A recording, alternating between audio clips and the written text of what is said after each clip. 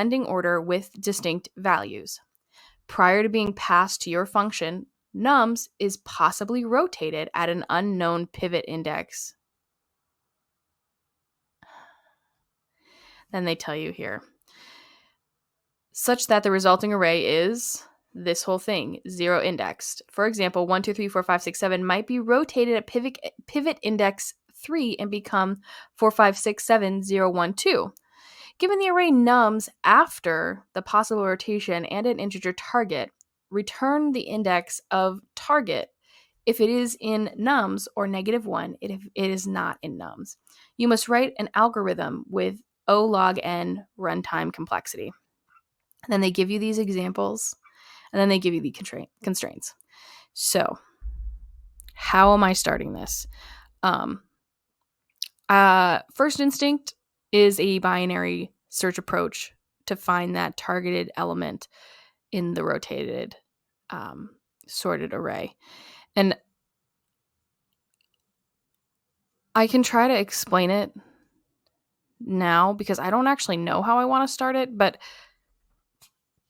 essentially with that binary search, I want to take 2 pointers left and right and represent the search range in the array, and I want to enter it into a loop as long as left is less than or equal to right. So basically that there are elements in the left to search that are within the range. And then I want to also calculate the middle index too, which is the basic average of left and right. And if that element in mid is equal to that target, then we've found the right thing. And then we're going to return the index, which in that point would be mid. I'm not sure if that's making any sense. And there's obviously like more steps to that, like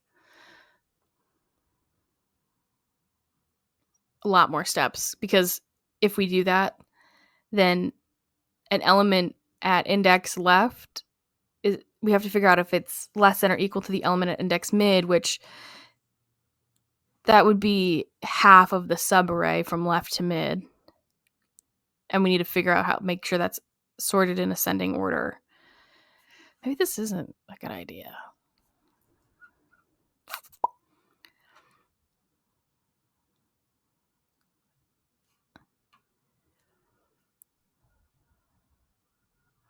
I also want to check that target kind of lies within a sorted portion.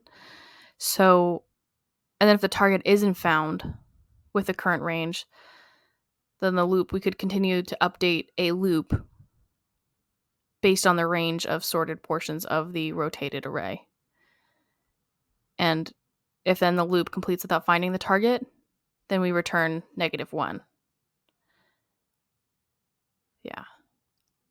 To indicate that there's like no target in the array and it can just stay where it is. But the approach that my brain is thinking of is that we're going to take advantage of the fact that at least half of the rotated subarray will always be sorted by comparing that target value with the elements at the end of these sorted portions. So I think we just run with it. I think we just have live, laugh, love in whatever condition we're in. And we're going to say the length of nums -1. Ooh, not there though. That's how I'm starting this. So I said while left is greater than or equal to right, the mid is going to be left plus right minus left over 2. That's what I want. Left equal to right, mid, left plus right minus left, 2. So then we're going to say if nums mid is equal to target, return mid.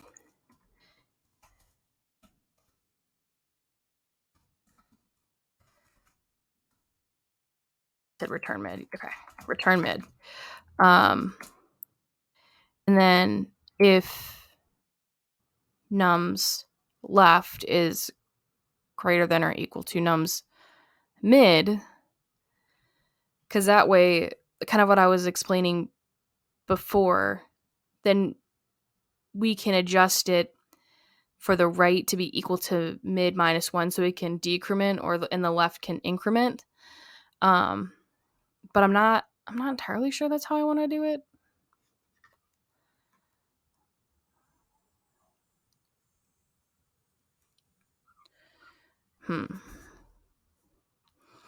I'm stumped, yo.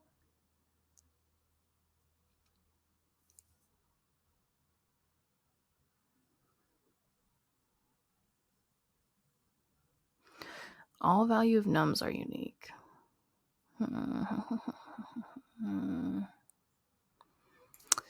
Okay.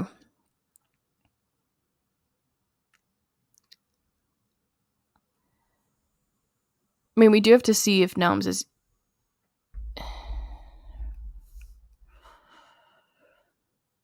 So we're checking if it's equal to the target.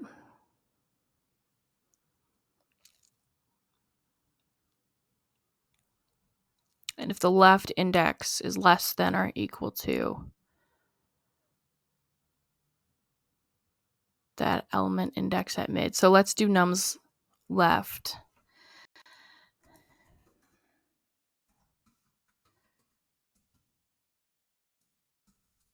What is going on?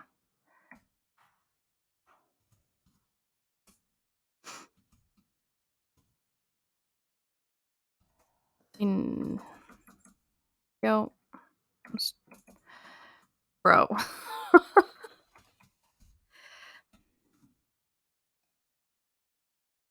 So if nums left is less than or equal to the target,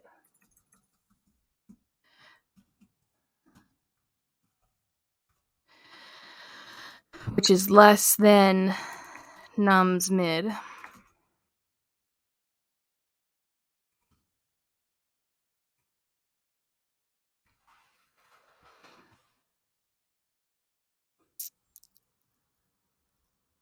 so if the element... Does that make sense?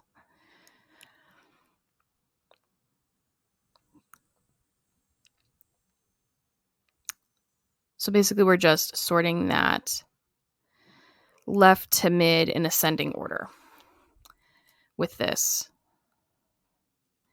And then we're going to update this as 1 else left mid plus 1.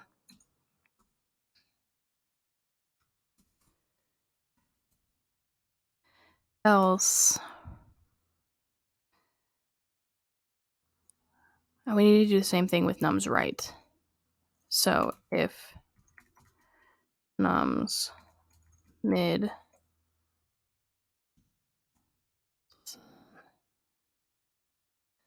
target, right, less than or equal to nums right, then the left equals mid plus 1. Else right equals mid minus 1.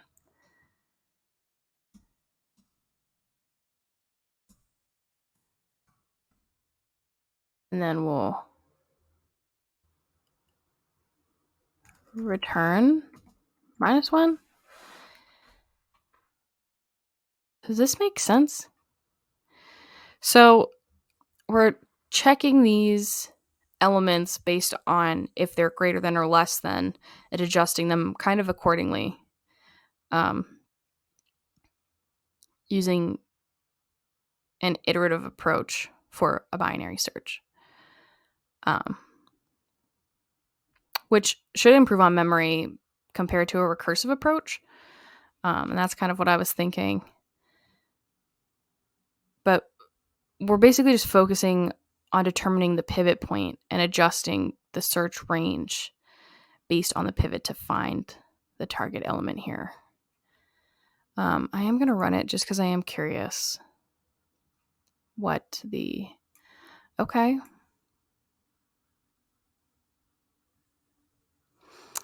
I'm skeptical about submitting this.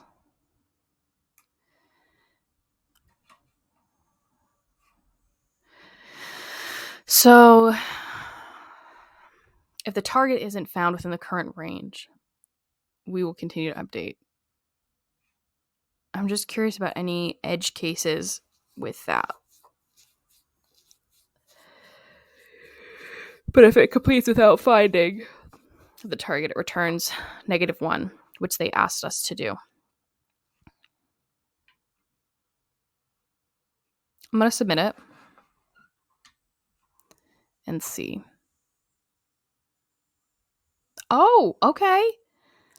Okay. 83% beats 83% of users with Python in memory and 54 for runtime. Okay, that's not bad though. That's not bad though.